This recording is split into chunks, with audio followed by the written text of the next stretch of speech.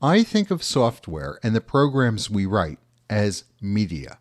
I mean this in the same sense as traditional drawing media, like pastels, watercolors, crayons, or colored pencils. Each one has its own strengths and weaknesses. You can, of course, draw or paint anything in any medium. But every medium has things that it does really well, and if you play to those strengths, you are working in harmony with the medium. For example, finger paints. Finger paints are best when you turn off your thinking brain. You dip your fingers into the paint and you just go, go, go, go! Purely, spontaneously, intuitively, energetically, and you create a dynamic, wild painting.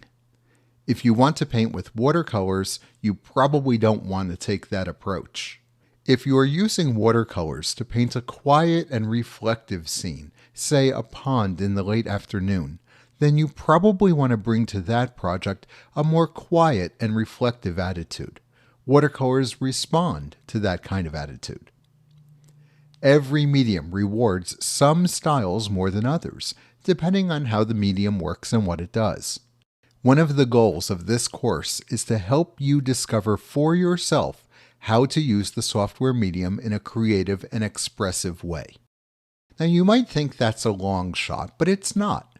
There are tons of similarities between how you write a program and how you draw or paint.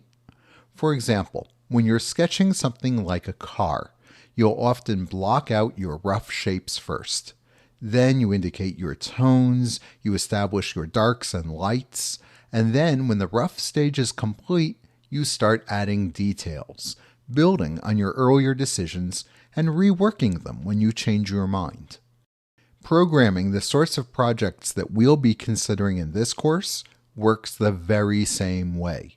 You start out rough, often with something that just kinda sorta does what you want, and then slowly you refine the vision.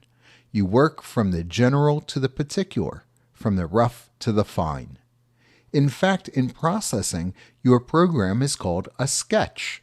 It's a synonym that means exactly the same thing as program, but it's called a sketch to remind us of this rough draft mindset.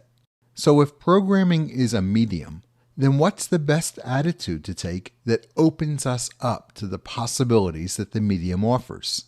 The trick is to think in broad, general terms. But here's the catch. You only get there once you master the basics. This happens in every medium. For example, think about drawing with a pencil. Every book on drawing with a pencil starts with exercises on how to hold the pencil, how to make different kinds of marks, how to make different strokes, how to crosshatch, and so on.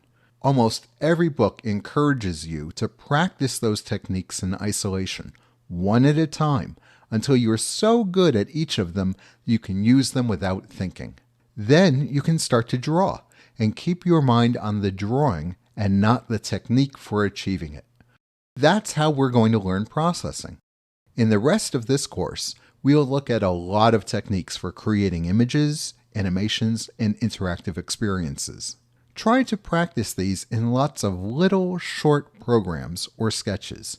I'm sure that you'll be tempted to dive in and do something big right away, and you can certainly go ahead and do that, but I also encourage you to practice these bits of technique. As you become more and more fluid in technique, you'll find it becomes easier and easier to drop into the flow of a creative process, where your technique is strong enough to support fluid and continuous creativity.